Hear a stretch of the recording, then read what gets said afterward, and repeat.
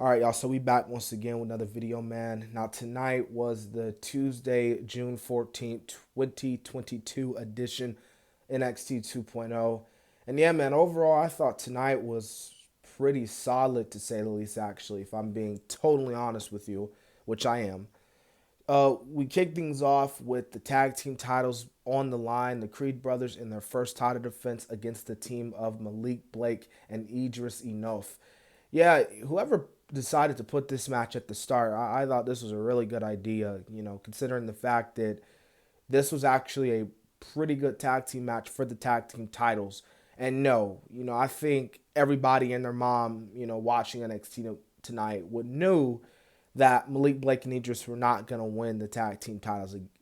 But, but, I must say, they did put on a pretty good showing, and at least they did get some experience hanging on with the champs. But the Creed brothers do retain their titles. This was the right call. This is the right decision. I don't think this is the end for Malik Blake and Idris. They're entertaining as a tag team, and I think they will be future NXT tag team champs. But obviously tonight, it's just not their night, and rightfully so. So we did get a promo with Roxanne, Cora Jade, and Indy Hartwell getting ready for their 6-woman tag match play against Toxic Attraction. Toxic Attraction actually cut a promo later on in the night responding to the team.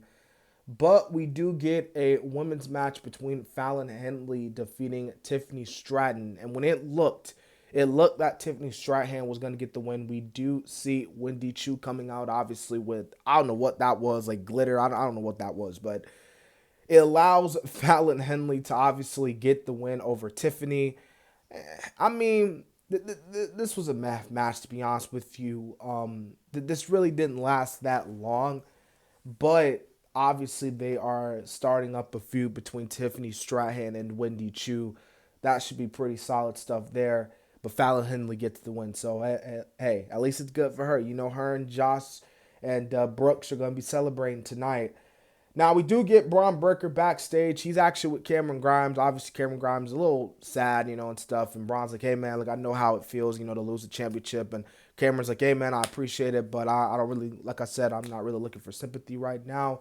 Duke Hudson interferes, and that leads to a match between those guys, coincidentally, surprisingly, actually, for the NXT title. But our next match here, we get Wesley defeating Exxon Quinn in what was a solid match. Yeah, Wesley gets the win here. I thought Exxon Quinn was going to squash this bug, but he doesn't, thank God. Um, I said it before and I said it again with Wesley, man. I'm really curious to see what they're going to do with him. But then again, he's still feuding with Exxon Quinn, so, we'll see what happens. We actually get the debut of the Dyad. This is Joe Gacy's henchmen or his crew, his Druids. And they defeat the team of Xavier Burnell and Dante Chen. Joey Gacy cuts the promo after the match. This was kind of quick, to be honest with you. This wasn't a lot. Obviously, whatever their name, the Druids, Joey Gacy's Druids. I'm just gonna say it. They get the win, so that was pretty much there. So we do get the D'Angelo family. They are awarding, the boys and stuff like that. Of course, Santos Escobar upset. Just he really does not want to be a part of this with Tony's crew.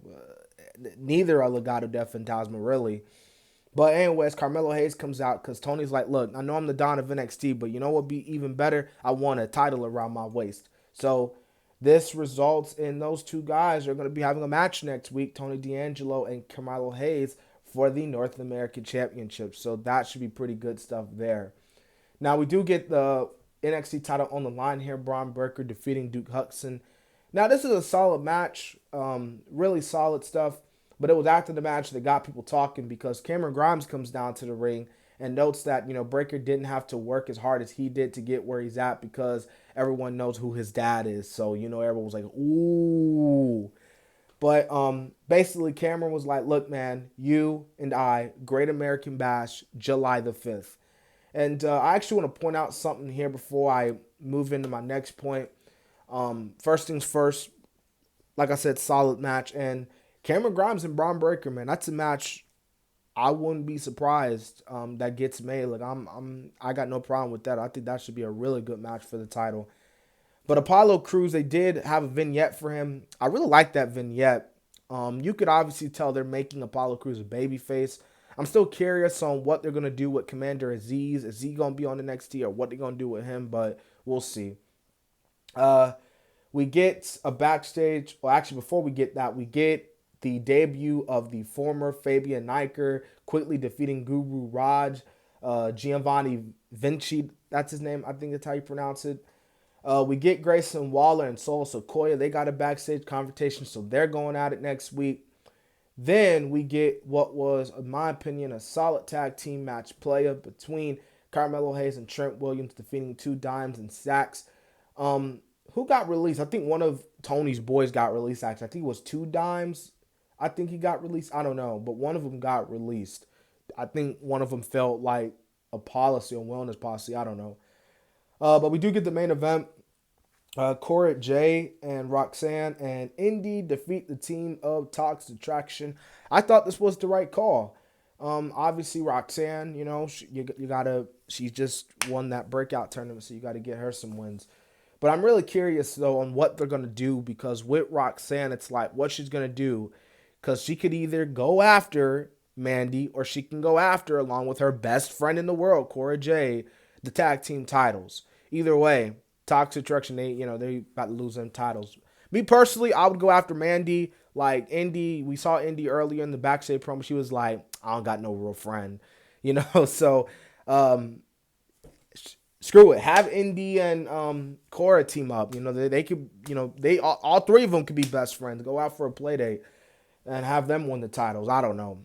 But that wraps up, in my opinion. This is a pretty solid episode of NXT. You can tell they're starting to build things up for the Great American Bash. Should be a really good show.